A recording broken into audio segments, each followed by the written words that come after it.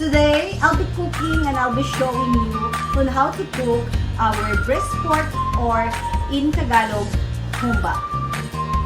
This is the all-time Filipino favorite food. You know guys, this is very different because I'm gonna cook this in my Salad Master cookware.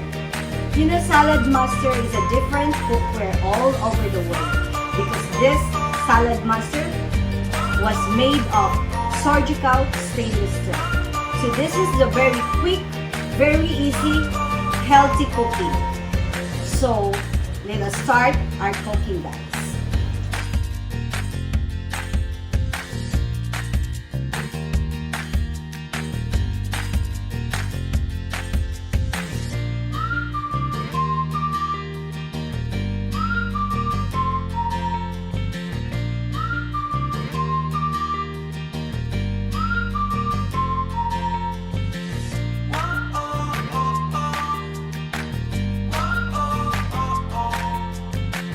Start with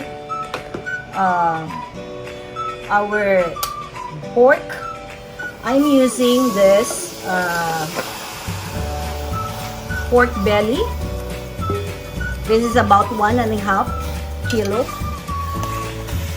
So by the way guys, the Salad Master cookware, I preheated this at 230 degrees. So as you can see, we will not saute the meat. We don't use oil, no, because this is pork. Pork has its own natural oil. Then next, we will put our pineapple juice. I will not be using water as the usual breast pork ingredients. So I'm gonna use the pineapple juice.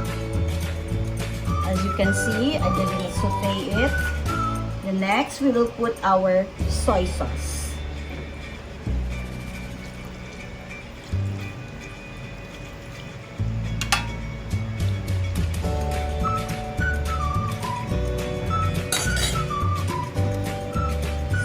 Put our onions and garlic together.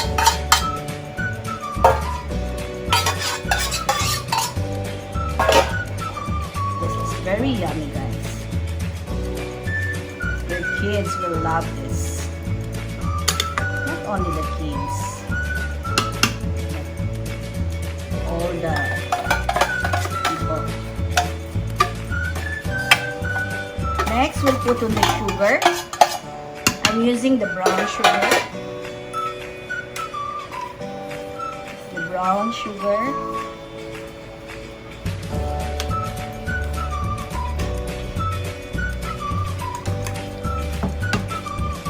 In ordinary cookware, we have to put water. But in Salad Master, we don't need water. So I'll put the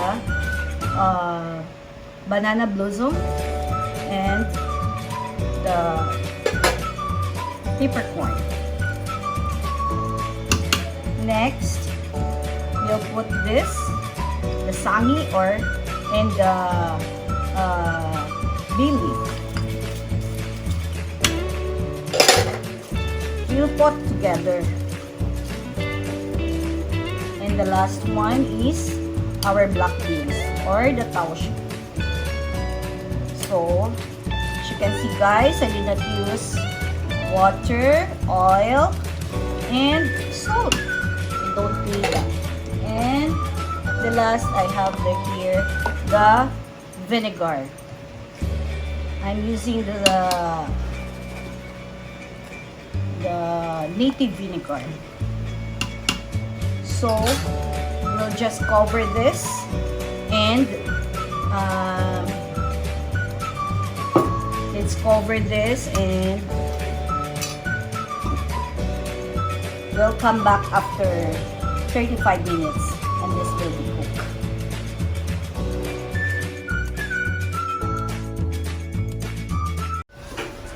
After 35 minutes guys, here is our breast pork or the humba. It's cooked already. As you can see, meron pa siyang sauce. The creamy sauce. So, this is very tender. The meat is very tender, guys. So, we'll put this in a plate.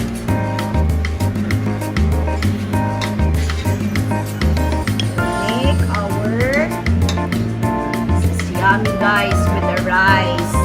Extra rice, please. Here.